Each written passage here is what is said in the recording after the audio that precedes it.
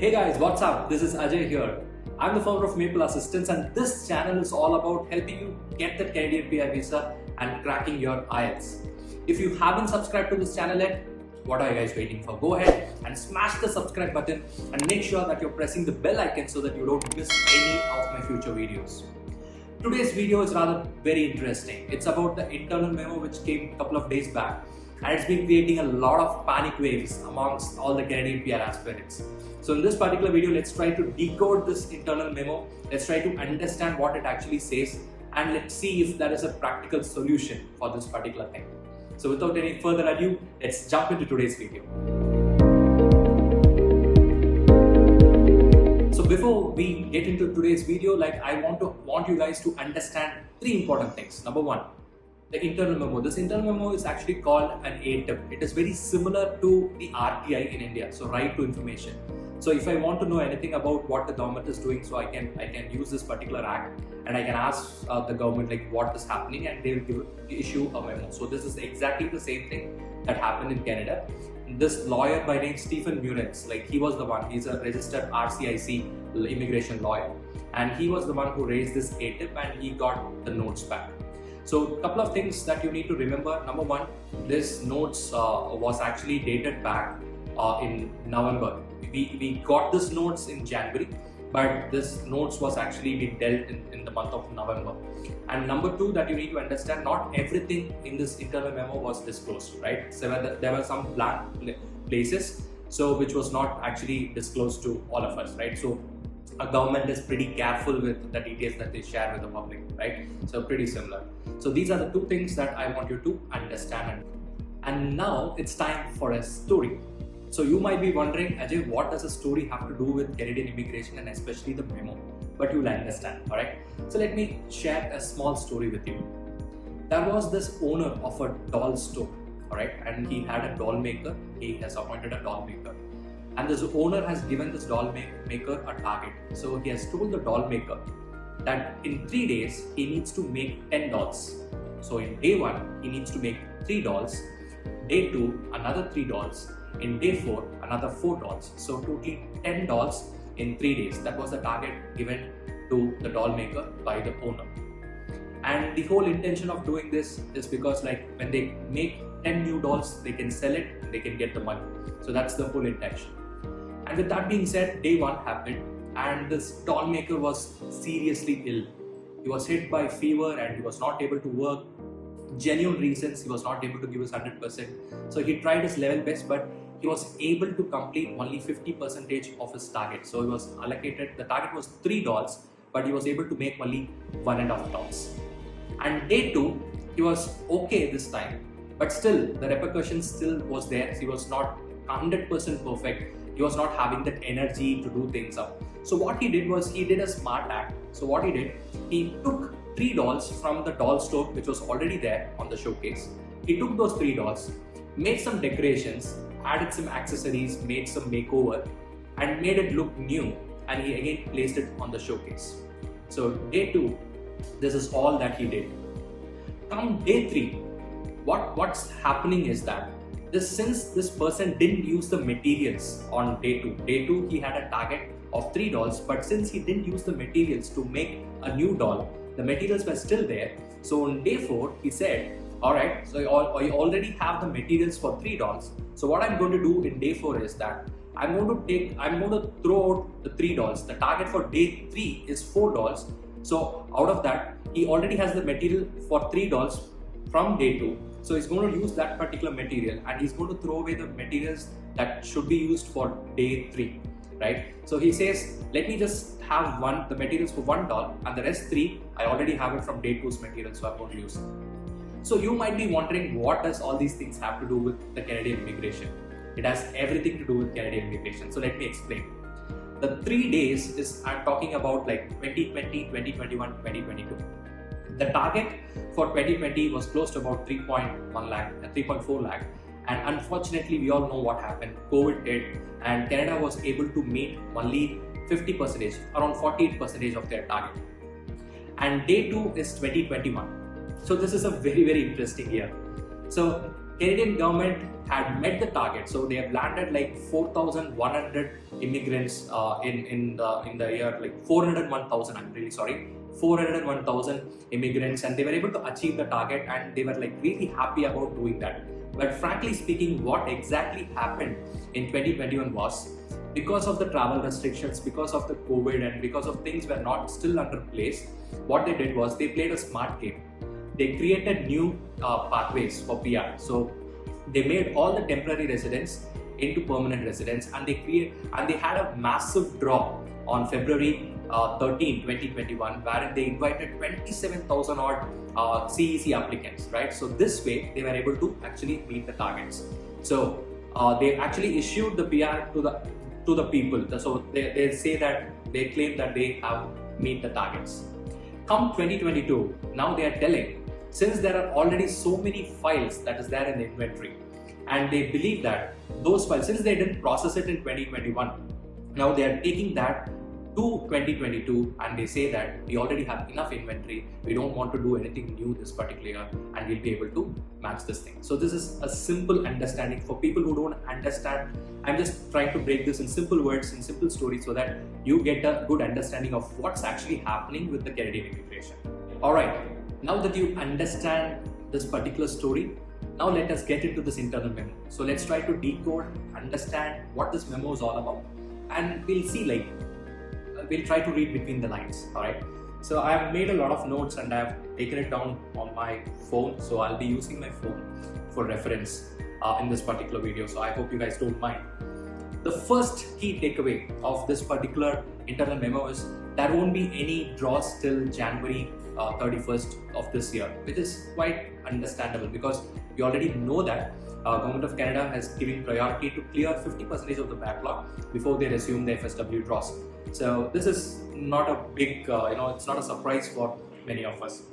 Number two, the reason why they give, why they say that they are not going to resume the draw is because of the large inventory. So what actually happened in 2021 is that they wanted to meet the targets really badly. So in order to reach the target, so they came up with an interesting plan that is called the TR to PR pathway. So where they made a provision for all the temporary residents who are already living there in Canada to convert their temporary resident status into a permanent resident status. So they prompted in, I think it's close to about 90,000 invitations were given. So that's a huge number. So that's how they were actually able to meet their target in 2021. And also, they gave a lot of priority to CEC class applicants because they were already there in Canada, so landing them won't be a big issue. So this was something that was happening in 2021, and that's exactly the reason why the FSW draws cannot resume now, because they already have a large inventory which is still not processed. So they are waiting for that to be finished, at least the 50% to be finished before they resume an FSW draw. The first thing, alright, so this is fine, but the first thing that's causing a lot of pain to the Canadian PR aspirants is the fact that there is a chance that we might not be able to see a federal skilled worker draw till the month of June. In the first half, there won't be any FSW draws, right? So this is quite shocking. Yes, I totally get your point. People who are aspiring, who are there in the pool, I know how painful it is because I have been there in the pool myself. So I know, like, every draw is it's like, you will be waiting for the draws to happen. So I totally get that point. But June, they say that there won't be any draws till June. So if this is the case, then they again propose another thing, saying that 110,000 was the target for this particular year 2022, and they might actually reduce this target by 50%, which means only 55,000 invitations. So frankly speaking, if the draws have to resume in the month of June, and if the target is 55,000, doesn't really make a difference, because 12 months the target was 110k and 6 months the target is 55k. No big difference, but it will be a big hit to all the people who are waiting in the express entry pool, whose age is going to increase and their IELTS are going to expire. Those people are going to take a bad hit, that's absolutely sure. And the reason why people, why Government of Canada is saying that they are going to reduce the target from 110k to 55 is simply because by this immigration target was planned in the year 2020. Okay, so they had an immigration target plan from 2020 to 2022. all right? And during that time, we didn't expect the COVID all to come and hit badly, right? So in between, COVID happened, and they had to make some changes. So they had not included this PR to PR pathway or Afghan refugees. So these are the two things that Government of Canada has taken up seriously right now, right? So where do they fit these people? So they cannot just simply increase the immigration target. They have not done that yet. So they have to fit it somewhere. So what they have done is, like, they have taken, they are planning to fit it at the cost of the economic immigrants, the federal skilled worker category. So they are planning to reduce the target of federal skilled worker, and they are planning to fit in this 40,000 Afghan refugees and also the TR to PR pathway people, right? So that's exactly why there would be maybe a reduction in the draw size, right? So that's number 2. And next, what we understand is that it also says the processing time. It also speaks, the internal memo also speaks about the processing time. It says that the processing time might actually increase to 36 months. Okay, so this was there in the internal memo. In fact, I'll be sharing the link to that internal memo. If you haven't seen that already, you can go and check it out. All right. So they say that there is a chance of the processing time to climb up by 36 months. See, as such, the processing time is somewhere close to 20.4 months right now. Okay, so we are already running short. And you need to remember something. The thing is that the processing, this internal memo was released in the month of November 2021. All right, and in the month of December, the finance minister had actually infused $85 million just to fasten up the whole process. Okay, it is not just the FSW but the whole immigration backlog, right? To overcome this whole immigration backlog. So I don't think that this 36 months will stand true. I believe that it will slowly come down. Maybe 24 months initially. Yes, it's practically possible. I myself, I'm there waiting for my PR to be stamped for the last 14 months.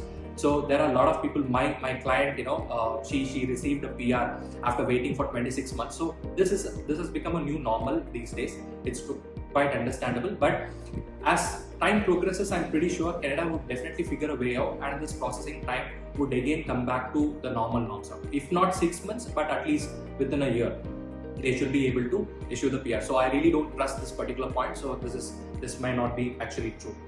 And one more thing that I want to talk to you is about the CRS score. So the memo talks about the CRS score as well. So it says once the draws resume, and even if they resume in the month of June, if they are having a small draws, then probably the CRS score will be very high and will be above 500.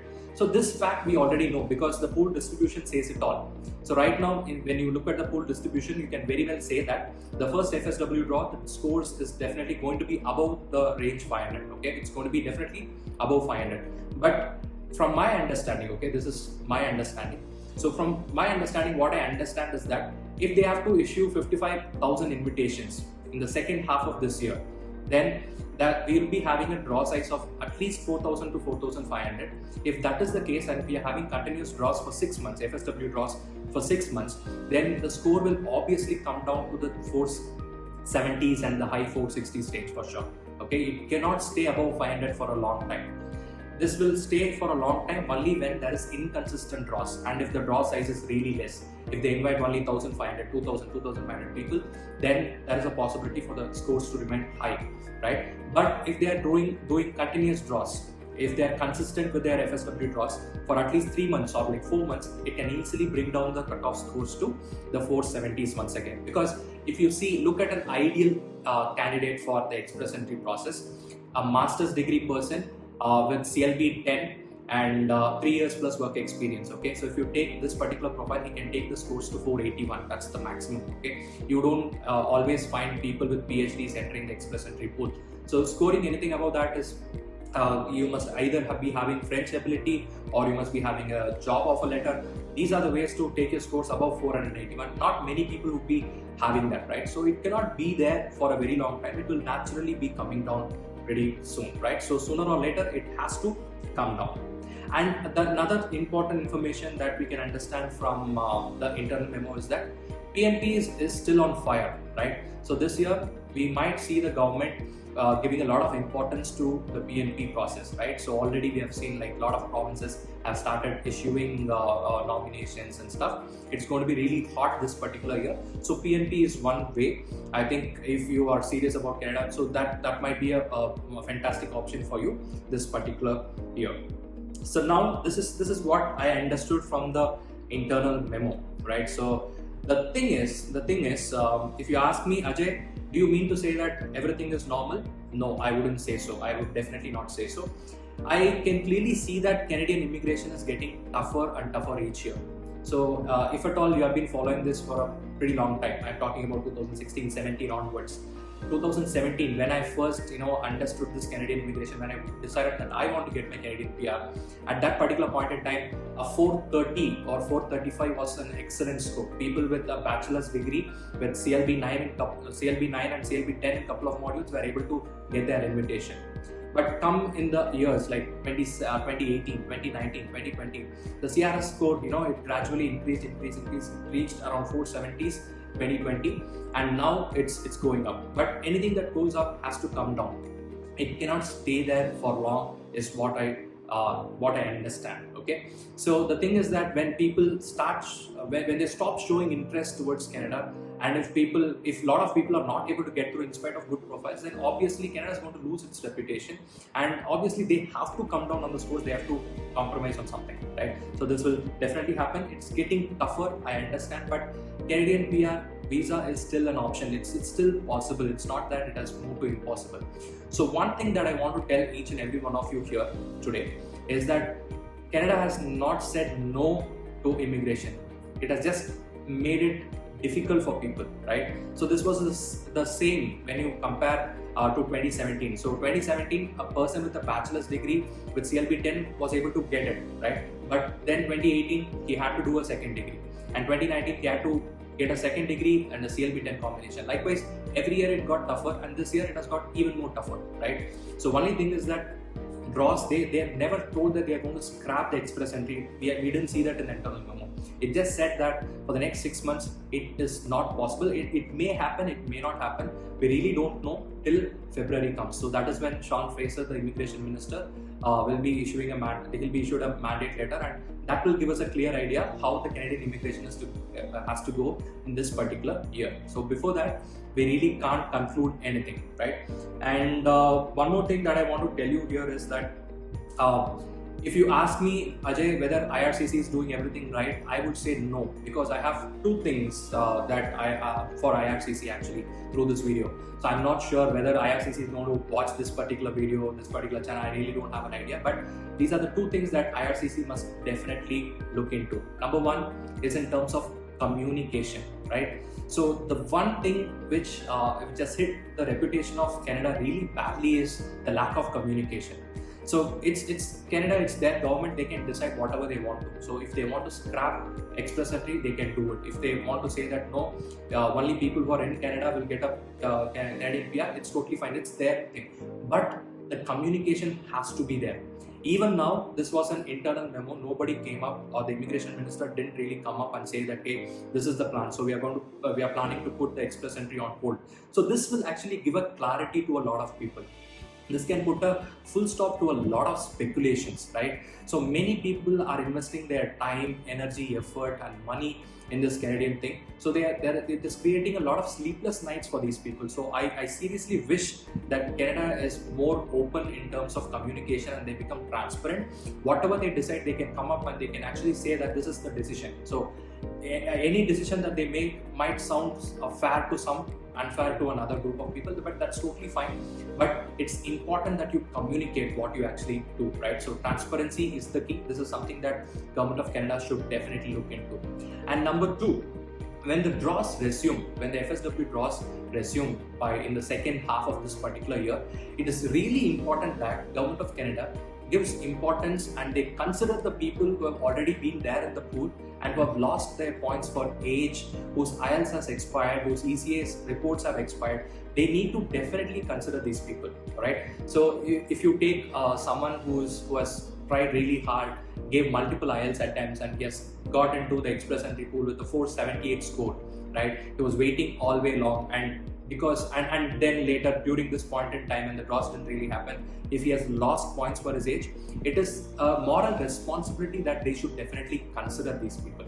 So one way they can actually look into it is like, if there are 55,000 invitations that has to be given in this particular year, they can take in all the 55,000 from the top. So this way, everybody who waited patiently for like 1.5 years, like 2 years in the pool, they will be rewarded, right? So this is a moral obligation that Government of Canada has to do, but I really don't know whether they'll be doing it or not. But I feel that they should definitely consider it. Either they can extend, instead of, I mean, IELTS is valid for 2 years. They can actually say that now we are increasing the validity. So they can simply say like your IELTS will be valid for 3 years now. So you can actually post your IELTS with the old results as well. So something of this sort, I personally feel that Canada should do to appreciate or to acknowledge the people who have put in a lot of effort and who want to come into their country, right? So this is a moral responsibility is what I personally feel. And now we have come to the end of this particular video. So now it's time for me to share my particular thoughts. Yes, the internal memo has come. A lot of things are pretty disappointing. I totally get all those points, and I accept the point that as I already mentioned, Canadian immigration is getting tougher and tougher each passing year. But if you ask me, Ajay, are you really positive about this immigration thing? I would definitely say yes. So let me just give you a logical thing, right? So with this, I would like to close this particular video. So if you see in 2021, I mean, in general, okay, Canadian government, they say that they need a lot of immigrants coming into their country because the immigrants are the one who actually drive the country and they drive the economy of the country, right? And if you notice, like 2020, 2021, the population was very less. The increase in population was only 0.4% because no people actually had come into the country in these 2 years, 2020 and 2021. So we all know that Canada depends a lot on these immigrants, right? So if you notice what actually happened in 2021, right? If you see that the people who are already there in Canada, they were the ones who actually got the PR. So this can not really be counted as we have more immigrants now and the economy is going forward. No, because someone who is a temporary resident who's already paying the rent, who's already staying in an apartment, like who's already getting the groceries, who's already paying some taxes, the same person, Monday he is a temporary resident holder and Tuesday he becomes a permanent resident holder. There is no big difference except for the fact that maybe he has paid 1,325 Canadian dollars to Canadian government for the PR visa. Except for that, there is no real big difference when it comes to the economy. So the real economy is when someone from outside the country comes into their country, because that is when more and more people come into Canada, they are going to rent apartments, houses, they're going to buy groceries, they're going to get into jobs and they're going to pay their taxes. That is what actually drives the economy. So if you are looking at 2021, actually it's a pseudo thing. Like they believe that they have achieved the target, but is it actually meeting their goal? No. Their goal is to drive the economy through the immigrants. But do you think that has happened? No. So obviously, Government of Canada will definitely rely on immigrants, right? So they have to rely on immigrants, which means they need to bring people from outside Canada inside the country. Only then their economy is going to thrive. So naturally, if we are able to understand this, Government of Canada would definitely be understanding this, and I'm pretty sure that in the near future things will take a turnaround and we will be able to see the draws happening and the invitations coming up and people landing in Canada. So please don't give up on your dream yet. That's my point here. So it's pretty easy to give up on your dream, but I'm here to encourage you. Don't give up on your dream yet. Yes, it is getting tougher. Maybe you should learn French. Maybe you should study in Canada. Maybe you should do this and do that. Come out of your comfort zone to get the PR visa. But still, it's possible, except for this communication part. This is really bad. It's giving a bad reputation to Canada. But except for that part, I still believe that Canada is a great country to live. All right. So I encourage every one of you not to give up on your dreams. So give your best shot. Try to improve your scores. Try to see if there is a possibility to increase your CRS score anywhere. And that way, once the draws resume, I'm pretty sure that you will be able to get your invitation and you will land in Canada. So that's it from me, guys. So if you like this particular video, give it a thumbs up and share this with your friends and type your comments on the comment section below, right? What do you think about this memo and what do you think whether Canada will come up with more immigration plans and new different pathways to bring in people, or like what do you actually feel about this particular, right? So I'll see you in the next video, guys. So until then, it is Ajay signing off. Take care. See you. Bye bye.